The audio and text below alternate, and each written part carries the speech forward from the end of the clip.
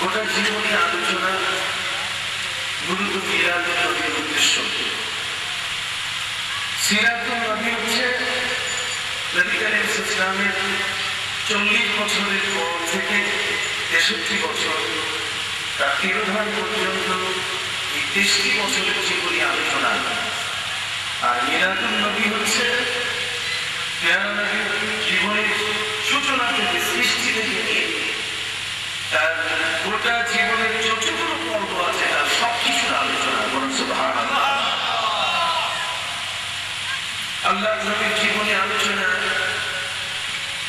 তার জন্মের আগেও হয়েছে, প্রায় 10,500 বছর ধরে, 1,24,000 অথবা 2,24,000 সমসংখ্যক নবী এবং রাসূল তারা আমার নবীর নাম প্রচার করেছে। আমার নবীর গুণাবলী, আমার নবীর জীবন গর্বের বিষয়গুলো তারা মানুষের কাছে প্রচার করেছেন, মানুষের কাছে তারা সেই সুন্দর জীবন পেশ করেছেন। 10,500 বছর ধরে পৃথিবীতে আজ পর্যন্ত মানুষের বসতির বয়স প্রায় 11,500 বছর।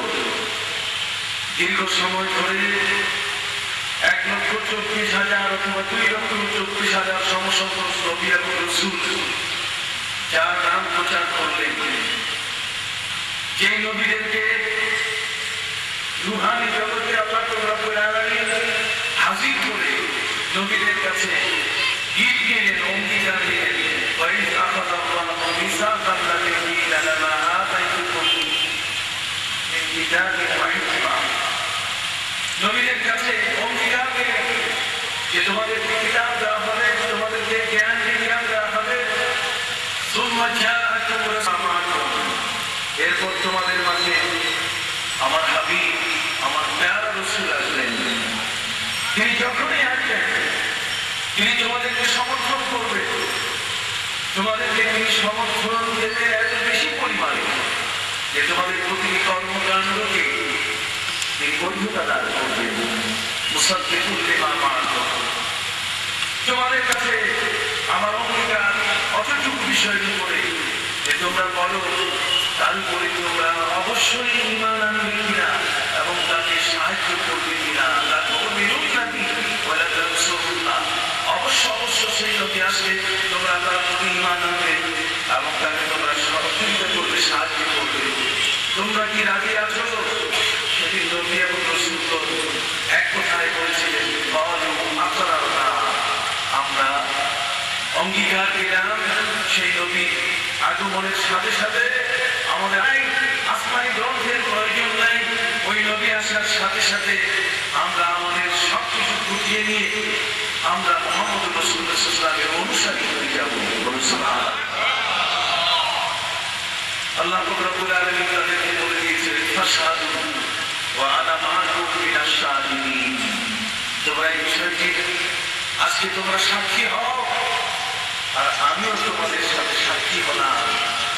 তোমরা এই বিষয়টির উপরে সাক্ষ্য দাও যে তোমরা আমার নবী আসার সাথে সাথে তোমাদের নবুয়তি ক্যান্সেল হয়ে যাবে, তোমাদের আর সকল আসমানি কিতাবের প্রয়োজনীয়তা থাকবে না। মুহাম্মদ রাসূলুল্লাহ সাল্লাল্লাহু আলাইহি ওয়াসাল্লাম আসার সাথে সাথে তোমাদের নবুয়তি ক্যান্সেল এবং সেই নবীর নাম তোমরা গোটা জগৎবাসী তোমাদের উম্মতের কাছে তোমরা প্রচার করতে রাজি আছো কিনা। সেদিন নবী এবং রাসূল সকলে তাদের এই বিষয়টির উপর আল্লাহর কাছে অঙ্গীকার দিয়েছিলেন যে আমরা রাজি আছি। ক্বালু আকরারনা, আমরা অঙ্গীকারবদ্ধ হলাম। অঙ্গীকারের ফসল হিসাবে, প্রমাণ হিসাবে হযরত ঈসা আলাইহিস সালাম খ্রিস্টান জগৎকে লক্ষ্য করে বলেছিলেন, ওয়াইদ ক্বালা ঈসা ইবনু মারইয়াম ইয়া বানি ইসরাঈল ইন্নী রাসূলুল্লাহি ইলাইকুম মুসাদ্দিকান লিমা বাইনা ইয়াদাইয়া মিনাত তাওরাত ওয়া মুবাশশিরান বিরাসূলিন ইয়াতি মিন বা'দি ইসমিহি আহমদ। খ্রিস্টান জগৎকে লক্ষ্য করে হযরত ঈসা রূহুল্লাহ সেদিন ঘোষণা দিয়েছিলেন, খ্রিস্টানরা তোমরা শোনো, আমি তোমাদের প্রতি রাসূল হয়ে আগমন করেছি এবং তোমাদের পূর্ববর্তী তাওরাতকে আমি সমর্থন করি। তবে তবে সাথে সাথে আমি তোমাদেরকে বলতে চাই, আমি তোমাদেরকে একটি শুভ সংবাদ দেব। রাসূল, একজন রাসূলের ইয়াতি, তিনি আসবেন মিন বাদি, আমার পরে, ইসমুহু আহমদ, তার নাম হবে হযরত ঈসা রূহুল্লাহ। খ্রিস্টান জগৎকে, খ্রিস্টান জাতিকে তিনি বলে গেছেন যে আমার পরে একজন নবী আসবেন, আমি তার সুসংবাদ দিচ্ছি। মুবাশশিরান বিরাসূল ইয়াতি, তিনি আসবেন মিন বাদি, আমার পরে, ইসমুহু আহমদ, তার নাম হবে কি? তাহলে আহমদ মুস্তাফা, মুহাম্মদ মুস্তাফা সাল্লাল্লাহু আলাইহি ওয়াসাল্লামের আগমন বার্তা প্রচার করলে হযরত ঈসা রূহুল্লাহ খ্রিস্টানকে আবির্ভূত করলেন। ঠিক অনুরূপভাবে তৌরাতের মধ্যে আমার নবীর নাম ছিল। পবিত্র কোরআন বলছে, الذين يتبعون الرسول النبي الأمي الذي يجدونه مكتوبا عندهم في التوراة والإنجيل। আমার নবীর নাম তাওরাতে ছিল, আমার নবীর ইনজিলে ছিল। তাওরাত এবং ইনজিলের মধ্যে বিশ্বনবী মুহাম্মদ রাসূলুল্লাহ সাল্লাল্লাহু আলাইহি ওয়াসাল্লামের জীবন ধর্মের পরিচয় ছিল।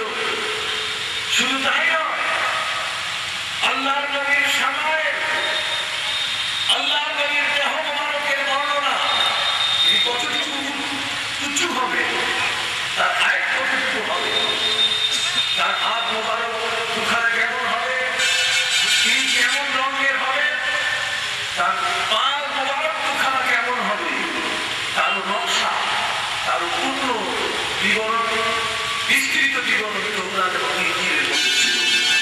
বলুন না সুবহানাল্লাহ। নবী করিম সাল্লাল্লাহু আলাইহি ওয়াসাল্লামের জীবনের যাবতীয় বিষয়ের বর্ণনা তাওরাত এবং ইনজিলের মধ্যে ছিল।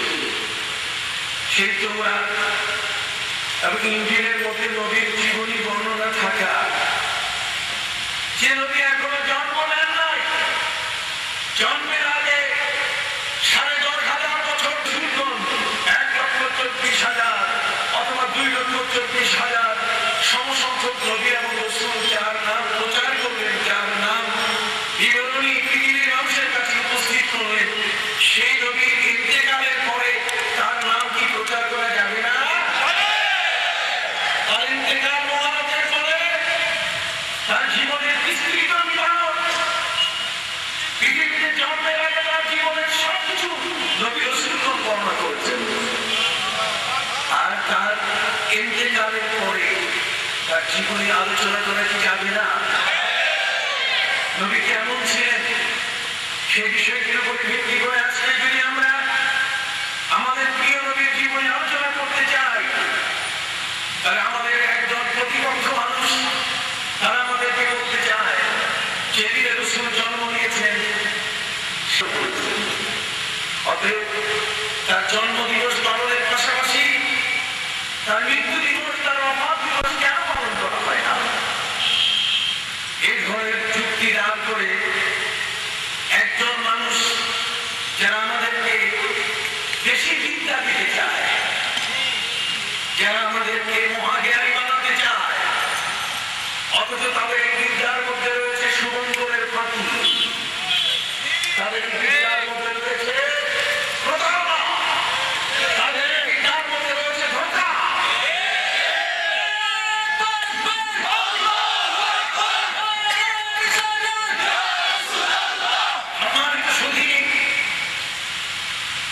আমি বলতে চাই, নবী করিম ইসলামের ওফাত কোন নবীর মৃত্যু দিবস কি পালন করা হয়? মৃত্যু দিবস পালন করি, তাদের জন্য আমরা দোয়া দিবস পালন করি।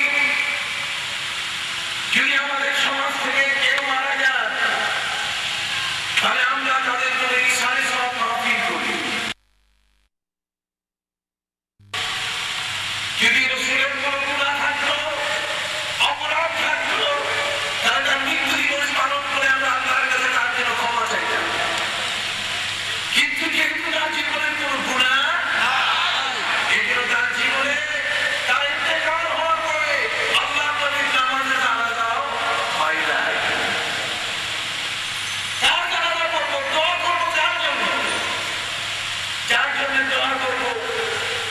এই তো তোমার ভান্ডার। তোমার মাধ্যমে মাগফিরাত কামনা করা হয়। সেদিন প্রত্যেক সাহাবী নবীর সামনে যার যার সালাম দিয়ে তারা চলে গেছে নির্ধারিত ভাবে। এই মৃত ব্যক্তির জন্য মাগফিরাতের দোয়া, এটা প্রয়োজন ছিল। আমরা কোন কথা দলিল ছাড়া